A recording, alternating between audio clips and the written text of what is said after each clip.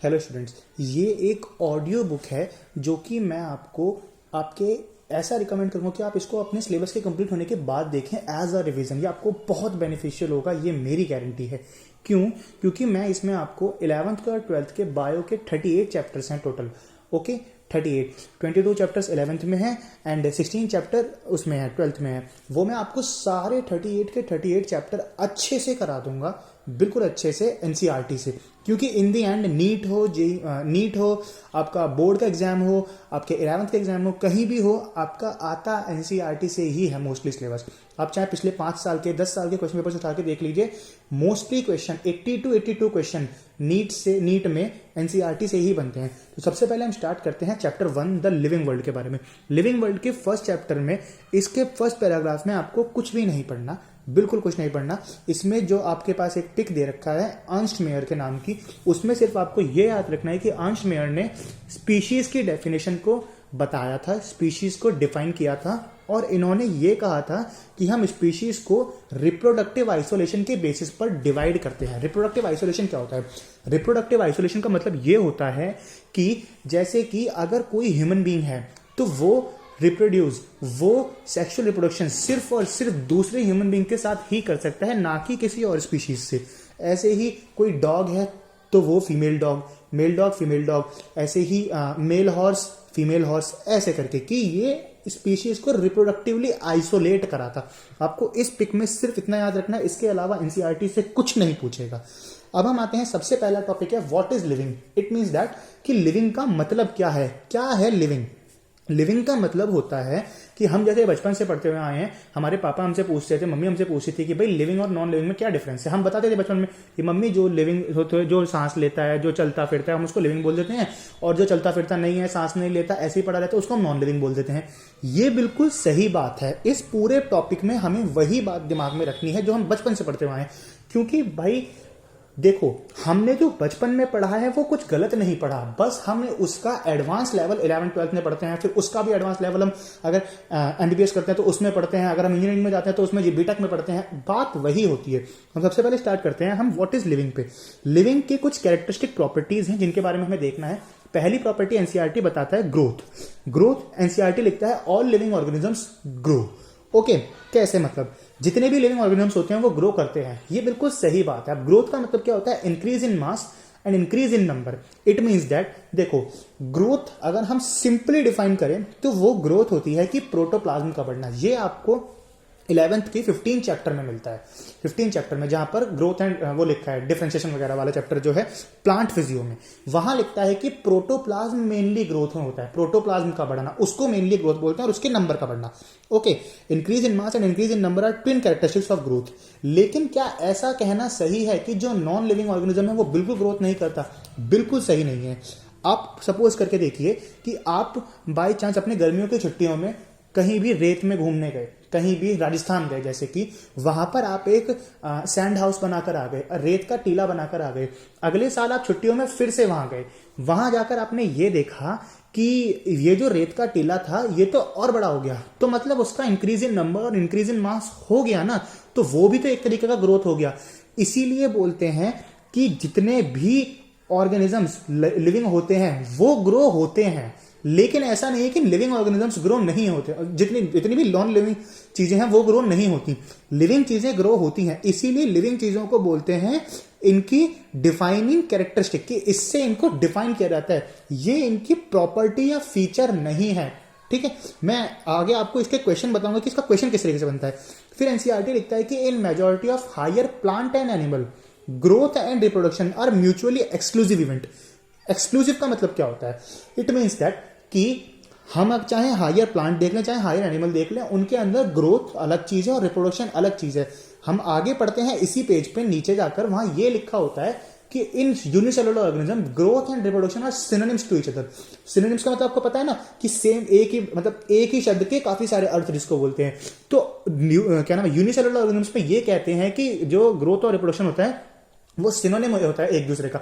ऐसा क्यों बोलते हैं? ऐसा इसलिए बोलते हैं क्योंकि यूनिसेलुलर ऑर्गेनिज्म्स के अंदर मेनली बाइनरी फिजन होता है। बाइनरी फिजन ये आपके रिप्रोडक्शन का तरीका है। मैं इसीलिए बोल रहा हूं कि इस वीडियो को आप इन सारे 38 के 38 लेक्चर्स को आप जब ही सुनना जब आपके सारे 38 के 38 चैप्टर्स के कॉन्सेप्ट क्लियर हों, क्योंकि ये आपके लिए सिर्फ एक रिवीजन है।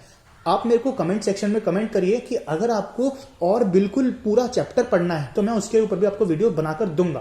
तो अब हम बताते हैं कि आपको पता है कि जितना भी यूनिसेलुलर ऑर्गेनिजम्स होते हैं उनके अंदर बाइनरी फिजन से रिप्रोडक्शन होता है। बाइनरी फिजन का मतलब क्या होता है कि एक ऑर्गेनिज्म जो है वो 2 में डिवाइड हो गया। ओके, तो एक ऑर्गेनिज्म 2 में डिवाइड हो गया तो देखो इंक्रीज इन नंबर हो गया ना, नंबर का इंक्रीज हो गया ना, 1 से 2 हो गए ना, और इंक्रीज इन मास भी हो गया। अगर उसका बाई चांस वेट उसका 5 ग्राम था तो वो डिवाइड होने के बाद बढ़ जाता है उनका वेट। ओके, तो वो उसका वेट भी बढ़ गया, यानी कि मास भी बढ़ गया और इंक्रीज इन नंबर भी हो गया। तो इसीलिए कहते हैं कि यूनिसेलुलर ऑर्गेनिजम्स के अंदर ग्रोथ और reproduction synonyms to each other होते हैं। ओके, ये बात याद रखना। एनसीईआरटी में जो ग्रोथ के मतलब नॉन लिविंग वाली ग्रोथ का एग्जांपल दिया है वो दिया है माउंटेन्स, बाउल्डर्स, सैंड बाउंड्स, ये सब क्या है ना, मतलब वही है कि जैसे सैंड वो जो होते हैं उनके ऊपर रेत के टीले पर रेत आ जाता है तो उसको भी हम एक तरीके से ग्रोथ बोल देते हैं। ठीक है, तो यानी कि ग्रोथ जो होता है वो रिप्रोडक्टिव ग्रोथ जो होता है वो डिफाइनिंग कैरेक्टरिस्टिक है, ना कि डिफाइनिंग प्रॉपर्टी या फिर फीचर। याद रखना, कैरेक्टरिस्टिक का मतलब होता है कि ये चीज इसमें भी हो सकती है और किसी और में भी हो सकती है। डिफाइनिंग प्रॉपर्टी का मतलब होता है ये चीज सिर्फ इसी में हो सकती है। ओके, सेकेंड चीज हमारे पास दी हुई है रिप्रोडक्शन। एनसीईआरटी ने रिप्रोडक्शन के लिए एनसीईआरटी क्या कहता है? रिप्रोडक्शन के लिए एनसीईआरटी ये कहता है कि देखो पहली बात एनसीईआरटी ने कुछ ये बताया हुआ है कि कौन कौन से ऑर्गेनिज्म किस किस तरीके से रिप्रोडक्शन करते हैं। आपको पता होगा, इससे नेक्स्ट चैप्टर में बायोलॉजिकल क्लासिफिकेशन वाले चैप्टर में हम पढ़ते हैं कि जो रिप्रोडक्शन जो होता है, कौन रिप्रोडक्शन वो मतलब इससे नेक्स्ट वाले चैप्टर में हम रिप्रोडक्शन के बारे में बाद में बात करेंगे। पहले मैं आपको ये बताता हूं कि हमें जो ऑर्गेनिजम्स होते हैं वो आर.एच. विटेकर ने 5 किंगडम ऑफ क्लासिफिकेशन में बांटे थे। फर्स्ट आता है मोनेरा, सेकंड आता है प्रोटिस्टा, थर्ड आता है फंजाई, फोर्थ आता है प्लांटी, फिफ्थ आता है एनिमिलिया। ठीक है, Monera, protista, fungi, Plantae, Animalia. अगर आपने 11th क्लास अच्छे से पढ़ लिया तो आपको पता लगा कि मोनेरा को बैक्टीरिया बोलते हैं। अगर आप 9th 10th अभी करके ही आए हैं तो आपको नहीं पता होगा कि मोनेरा को बैक्टीरिया बोलते हैं, वो आप नेक्स्ट चैप्टर में पढ़ते हैं बायोलॉजिकल क्लासिफिकेशन में। ओके, तो यहां पर हमें यह बताया है कि कौन कौन से ऑर्गेनिज्म किस किस तरीके से रिप्रोडक्शन करते हैं। तो वो ये है कि जितने भी फंजाई होती हैं वो एसेक्सुअल स्पोर्स फॉर्म करती हैं। ठीक है, एसेक्सुअल स्पोर्स फॉर्म करती हैं। ईस्ट और हाइड्रा वगैरह जो होते हैं वो बडिंग करते हैं। ये मैं आपको सब कुछ बताऊंगा कि ये क्या क्या होते हैं, लेकिन अभी आप सिर्फ इतना याद रखो कि क्या कैसे कैसे होता है। प्लेनेरिया होता है एक, जिसको हम डुजेसिया बोलते हैं, उसको वो क्या करता है, वो रीजनरेशन की पावर होती है उसके अंदर। ठीक है, और जितने भी मॉसिस होते हैं, प्रोटोनेमा ऑफ मॉसिस होते हैं, वो फ्रेगमेंटेशन से डिवाइड करते हैं। यानी यूनिसेलुलर ऑर्गेनिजम्स के अंदर ये कहा जाता है कि ग्रोथ और रिप्रोडक्शन सिनोनिम्स हैं। ये मैंने आपको बात पहले ही बता दी। अब आपके दिमाग में ये क्वेश्चन उठ रहा होगा कि भैया सर आप लोग मुझे जो भी बोलना चाहें वो बोल सकते हैं, क्योंकि मैं इतना बड़ा नहीं हूं अभी एज में। तो आपके दिमाग में ये सवाल उठ रहा होगा कि क्या रिप्रोडक्शन जो होता है, कौन रिप्रोडक्शन जो होता है वो हमारा नॉन लिविंग में भी होता है? ऐसा नहीं है, रिप्रोडक्शन नॉन लिविंग में नहीं होता, लेकिन कुछ ऐसे लिविंग ऑर्गेनिजम्स हैं जिनके अंदर रिप्रोडक्शन ही नहीं होता। For example mule. आपको पता है म्यूल किसको बोलते हैं? हम वैष्णो देवी जब जाते हैं तो वहां पर जो खच्चर होते हैं उनको म्यूल बोला जाता है। वे कभी रिप्रोड्यूस नहीं कर सकते। म्यूल किससे बनता है? फिर अब क्वेश्चन आएगा दिमाग में कि जब म्यूल रिप्रोडक्शन नहीं कर सकता तो म्यूल बनता किससे है? म्यूल बनता है मेल डोंकी और फीमेल हॉर्स, यानी कि मेयर से, मतलब मेल डोंकी और फीमेल हॉर्स से मिलकर म्यूल बनता है। म्यूल कभी रिप्रोडक्शन नहीं कर सकता। सेकंड आता है हमारा infertile human couple. Infertile human couple का मतलब क्या होता है? बच्चे बहुत कंफ्यूज होते हैं, इसका मतलब क्या होता है? ये सीधा वही एक कपल है, पेयर है जो बेबी प्रोड्यूस नहीं कर पाता, इसी को बोलते हैं इनफर्टाइल ह्यूमन कपल। दूसरे आते हैं आपके स्टेराइल वर्कर बीज। ये आप सिर्फ इतना याद रखो, अभी फिलहाल के स्टेराइल वर्कर बीज जो होती हैं वो रिप्रोड्यूस नहीं कर सकती। ये मैं आपको पार्थेनोजेनेसिस एक टॉपिक आता है उसके अंदर अच्छे से समझा दूंगा। ओके, क्योंकि अभी आपके दिमाग में नहीं आएगा ये। तो ये आया सवाल कि रिप्रोडक्शन भी क्या है? ग्रोथ की तरह ही है, डिफाइनिंग कैरेक्टरिस्टिक है ये, डिफाइनिंग फीचर या प्रॉपर्टी नहीं है। तो अब सबके दिमाग में आ रहा है कि कब आएगा डिफाइनिंग कैरेक्टरिस्टिक या फीचर? सब्र करो, आएगा। ठीक है, अगला आता है हमारा टॉपिक जो एनसीईआरटी कहता है। थर्ड चीज आती है मेटाबॉलिज्म। देखो मेटाबॉलिज्म का मतलब क्या होता है? मेटाबॉलिज्म का मतलब होता है कैटाबॉलिज्म प्लस एनाबॉलिज्म।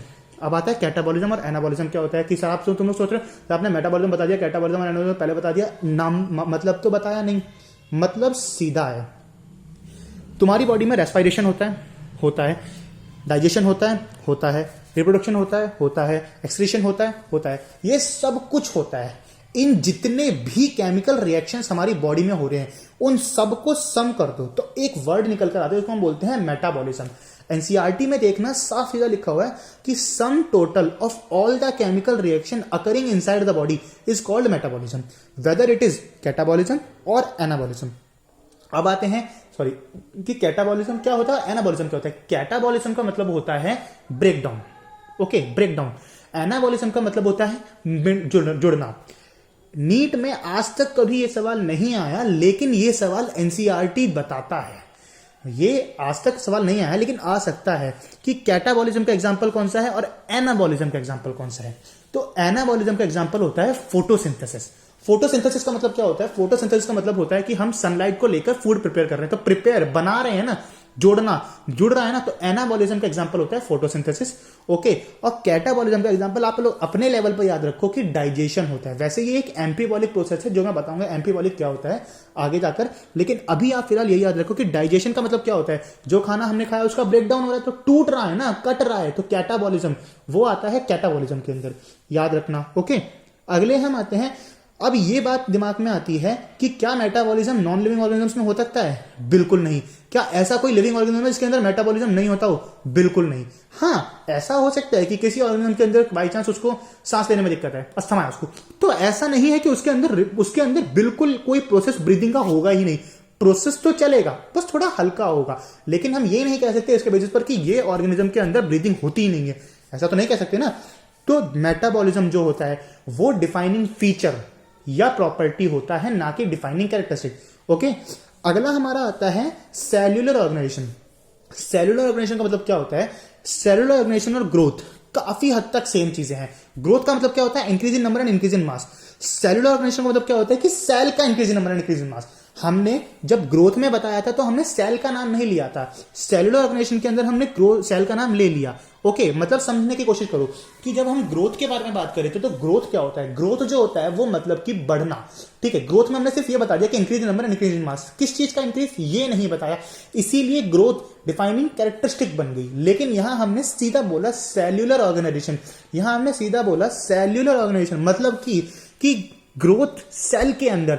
अब नॉन लिविंग ऑर्गेनिज्म जैसे तुम लोग जो वो छोड़ के आए थे गर्मियों की छुट्टियों में रेत का टीला बनाकर, वो एक साल बाद दोबारा देख के, तो उसमें सेल थोड़ी बढ़ गए, उसमें तो डस्ट पार्टिकल बढ़ गए ना, तो यहां पर बोला ना सेल्यूलर ऑर्गेनाइजेशन। तो सेल्यूलर ऑर्गेनाइजेशन का मतलब क्या होता है कि जब सेल के अंदर increase in mass and increase in number होता है तो उसको हम क्या बोलते हैं, सेल्यूलर ऑर्गेनाइजेशन। तो वो क्या होता है हमारा, वो हमारी क्या होती है, डिफाइनिंग प्रॉपर्टी या फिर फीचर होता है, ना कि डिफाइनिंग कैरेक्टरिस्टिक। ये सिर्फ और सिर्फ एक लिविंग बीइंग में होगा। अगला आता है जो मोस्ट वो होता है, जो सबसे ज्यादा मतलब खतरनाक वाला होता है, जिसके बारे में स्टडी करना बहुत टफ होता है, जो है कॉन्शियसनेस।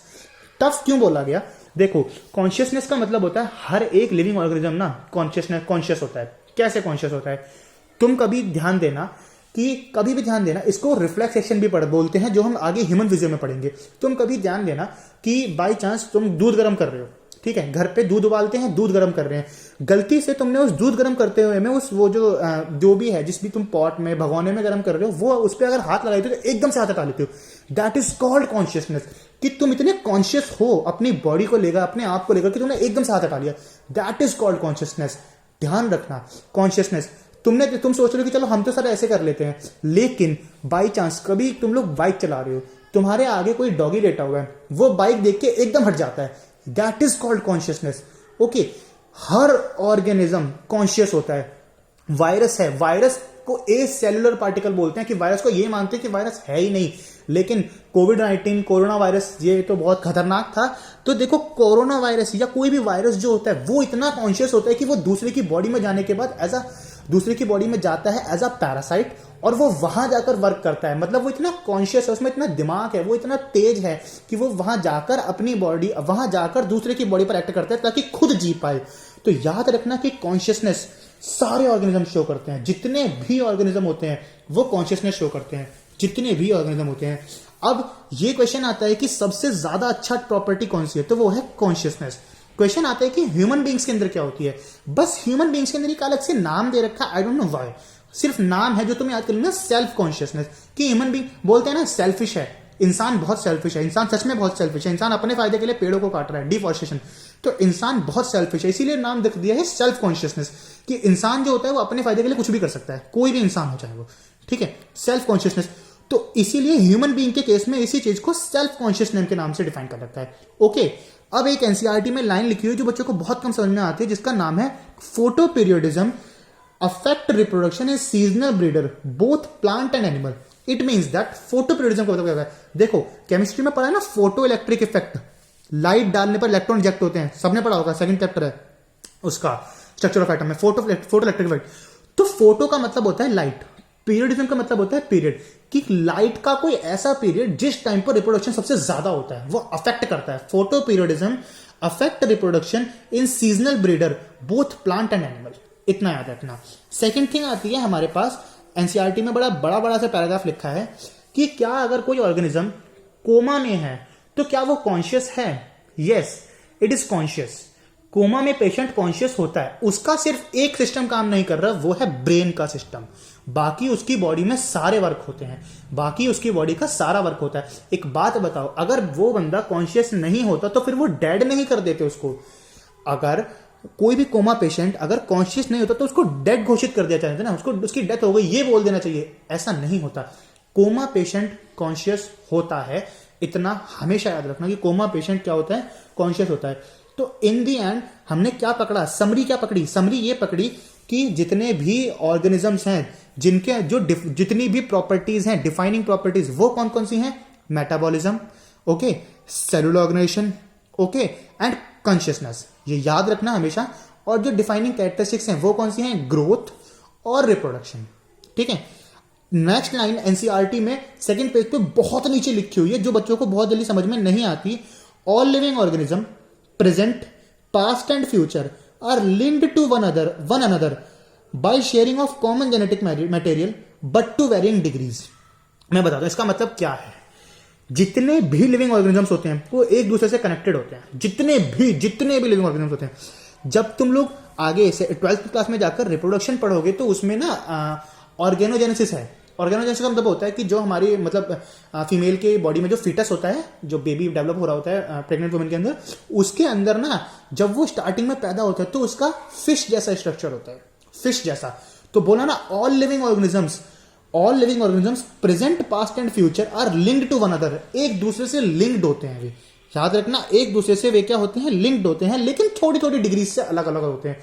ओके, थोड़ी थोड़ी। कहते हैं ना कि इंसान जो है वो किससे बना है? चिंपैंजी से। इसीलिए हमारे एंसेस्टर्स जो होते हैं वो चिंपैंजी होते हैं, ठीक है। बोलते हैं ना कि इंसान चिंपैंजी से बना है। ओके, सुल्तान मूवी का एक डायलॉग है कि आज मुझे विश्वास हो गया कि इंसान का जन्म बांदर से ही हुआ है। वो बात बिल्कुल सही है, हम चिंपैंजी से ही बने हैं, बस धीरे धीरे करके हल्का हल्का इवोल्यूशन आता चला गया, जिसमें से कुछ चिंपैंजी ही रह गए, कुछ इंसान बन गए। फर्क बस ये है, वरना इंसान में और चिंपैंजी में बहुत कम अंतर है। 0.1% के डीएनए का अंतर होता है हम इंसान के अंदर और चिंपैंजी के अंदर, ठीक है। यहां हमारा लिविंग का ऑर्गेनिज्म का वो खत्म हो गया, मतलब कि क्या लिविंग है क्या लिविंग नहीं है, ये कॉन्सेप्ट खत्म हो गया। नेक्स्ट हमारा जो टॉपिक है वो है diversity in the living world. बेटा ये टॉपिक कोई छोटा टॉपिक नहीं है, 12th क्लास में लास्ट में जाके इकोलॉजी में पूरा चैप्टर है, ये पूरा चैप्टर डाइवर्सिटी। यहां सिर्फ तुम इतना याद रखो कि 1.7 से 1.8 मिलियन स्पीशीज होती हैं। कितनी? 1.7 से 1.8 मिलियन स्पीशीज। बाई चांस कोई पूछे कि मिलियन में कितना होता है, मिलियन का मतलब होता है 10 to the power 6, 10 to the power 6, यानी कि 1.7 से 1.8 मिलियन स्पीशीज जो है वो अब तक मिल चुकी हैं। ओके, और एक चीज और होती है नोमेनक्लेचर। अब नोमेनक्लेचर का मतलब क्या होता है? नोमेनक्लेचर का मतलब होता है नाम देना। जब हम बच्चे होते हैं, हम पैदा होते हैं, हमारे पेरेंट्स हमें नाम देते हैं ना, किसी का नाम कुछ भी होता है, किसी का नाम रोहित होता है, किसी का नाम मोहित होता है, किसी लड़की का नाम स्नेहा, कुछ भी नाम क्या आता है। तो नामकरण एक तरीके से किसी भी नए ऑर्गेनिज्म, जो भी नया ऑर्गेनिज्म मिला है उसके नाम रखने को हम नामकरण बोलते हैं, जैसे कि जिसको इंग्लिश में हम नोमेनक्लेचर बोलते हैं। क्या बोलते हैं? नोमेनक्लेचर। इस चीज के लिए हमारे क्या नाम है, पूरे वर्ल्ड में 2 चीजें बैठती हैं। दो चीजें बैठती हैं, मेनली दो ही बैठती हैं, तुम्हें मेनली दो ही याद रखनी है अपने लेवल पर, वैसे ज्यादा होती हैं दो। एक तो होता है ICBN, international code for botanical nomenclature. इसकी सिर्फ और सिर्फ फुल फॉर्म याद रखना, कब स्टैब्लिश्ड हुआ याद करने की कोई जरूरत नहीं है। International code for botanical nomenclature, अगर तुम्हें याद रखना है तो लिख लेना कि ICBN बना है 1961 में, ठीक है। अगला आता है ICZN, international code for zoological nomenclature, जो कि कब बना है 1964 में, याद रखना, ठीक है। याद रखने के बस ये फुल फॉर्म्स याद रखना, इनकी डेट्स याद रखो तो रख लेना, नहीं रखो तो कोई दिक्कत नहीं है, पूछेगा कोई नहीं, लेकिन नॉलेज तो कोई कमी नहीं होती। अगला हमारा आता है नोमेनक्लेचर। नोमेनक्लेचर, अब हमारा नोमेनक्लेचर किसने दिया था? सर कार्लस लिनियस ने। इस चैप्टर में मोस्टली चीजें कार्लस लिनियस ने ही करी, कार्लस लिनियस ने। तो नोमेनक्लेचर किसने दिया था? कार्लस लिनियस ने। उनको फादर ऑफ नोमेनक्लेचर ही बोलते हैं, ठीक है, फादर ऑफ नोमेनक्लेचर। तो नोमेनक्लेचर उन्होंने दिया था। अब नोमेनक्लेचर में तुम 9th में भी पढ़ के आए होगे, जिनको हम साइंटिफिक नेम बोलते हैं ना, साइंटिफिक नेम से ह्यूमन बीइंग का साइंटिफिक नेम क्या होता है? होमो सैपियंस सैपियंस, ये सब। तो जो इन्होंने दिया था, कार्लस लिनियस ने दिया था बाइनोमियल नोमेनक्लेचर। बाई का मतलब क्या होता है? दो। नोमियल मतलब क्या होता है? नाम। नोमेनक्लेचर मतलब नामकरण, दो नामों से नामकरण करना। Okay, binomial nomenclature. बेटा हर चीज को तोड़ तोड़ के पढ़ना, बहुत जल्दी याद होगा, मैं ऐसे ही पढ़ता था। बाइनोमियल नोमेनक्लेचर, दो नामों से नामकरण करना, that is called binomial nomenclature. Okay, देखो तो ये कार्लस लिनियस ने दिया था। अब दो नाम का मतलब कौन कौन से दो नाम? देखो, एक होता है जीनस का नाम, एक होता है स्पीशीज का नाम, generic name and specific epithet. Generic name and specific epithet.